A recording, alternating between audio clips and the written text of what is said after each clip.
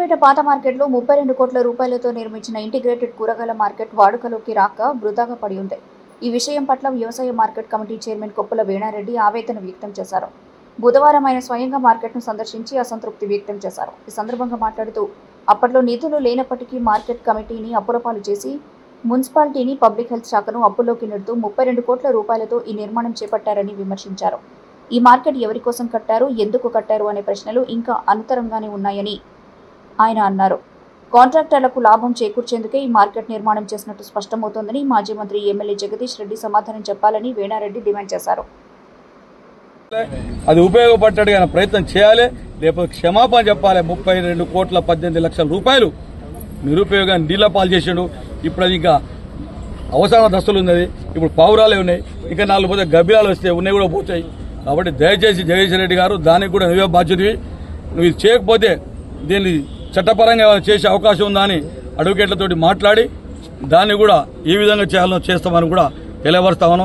ఎందుకంటే సూర్యాపేట పట్టణం అనేది జిల్లా హెడ్ క్వార్టర్ అయినాక రద్దీ విరిగిపోయి కూరగాయల మార్కెట్, కూరగాయల వాళ్ళు వ్యాపారస్తులు కూరగాయలు అమ్ముకునే పరిస్థితి లేదు.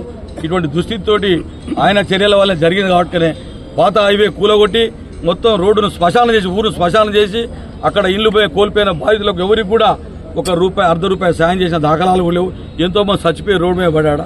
వాళ్ళందరూ కూడా ఇంటిగ్రేటెడ్ మార్కెట్ల షాపులు ఇస్తా అని చెప్పి మభ్యపెట్టి మాయమాటలు చెప్పి ఆ రోజు కూడా రాత్రి మిషన్లు పెట్టి అధికారులు పోలీసులు పెట్టి ఇండ్లల్లో వండుకుంటూ తెల్లవారు లేచి పాశముఖాల ఇంటి ఓనర్లను బయటికి నెట్టేసి విధ్వంసం సృష్టించిన మాషియోడి జగదీష్ రెడ్డి గారిని కూడా తెలియపరుస్తూ దసరా వరకు టైం ఇస్తున్నాం. దసరా వరకు ఏదో ఒకటి దీని మీద ఆన్సర్ రావాలి. ఇది కాకుండా ఇప్పుడు రేపు ఇది పెట్టినాక రేపు చిల్లర గారు మాట్లాడతారు దీని మీద. ఈ చిల్లర కానీ మల్లర కానీ మాట్లాడేది లేదు. ఎందుకంటే ఆ బ్యాచ్ అంతా నాకాంచిపోయిన బ్యాచ్ 90%. ఒకళ్ళు సరే ఎవరు మంచోళ్ళు కూడా అలా ఉన్నోళ్ళు ఇట్లా మాట. దీనికైనా జగదీష్ రెడ్డి గారే సమాధానం చెప్పాలి.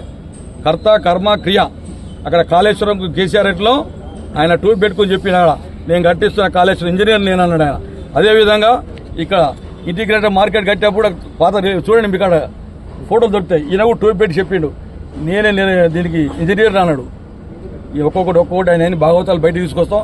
10 సంవత్సరాల విధ్వంసం జగదీష్ రెడ్డి చేసిన విధ్వంసం సూర్యాపేట నియోజకవర్గంలో ఒక్కొక్కటి కానీ బయటకు తీసుకొస్తామని కూడా తెలియపరుస్తూ మరొకసారి మా సోదర కార్యకర్తలందరూ కూడా యూనిటీగా అందరం ఉన్నాం. కాంగ్రెస్ పార్టీ పక్షాన దామోడి గారి నాయకత్వంలో, దామోడి గారి ఆదేశాల మేరకు, సర్వోన్నత సూచనల మేరకు ప్రతి కార్యక్రమం కూడా ఏది ఇచ్చిపెట్టడం జగదీష్ రెడ్డి అడుగున నిలబెడతాం, ఎండగడతాం అని కూడా తెలియపరుస్తా ఉన్నాం. ఏదో టీవీలో షోక్లో పోయికనే మా ముఖ్యమంత్రి గారి మీద అక్కడిక్కడ మాట్లాడుతూ ఉన్నాడు. నీ స్థాయి ఎక్కడ కాదు, నీ స్థాయి ఇక్కడ తెలుసుకో. నువ్వు ఏ తప్పు చేసినావు, ఏ తప్పులు చేసినావు చర్చకు సిద్ధం.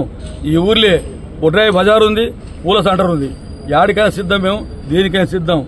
నువ్వు ఈ మధ్యన నీవు దైవభక్తి లేదు, నువ్వు నాస్తికునివి. అయినా కూడా నువ్వు తలంబ్రాలు నెత్తలు పెట్టుకుని 10 సంవత్సరాలు దేవుని గురించి చుట్టినావు.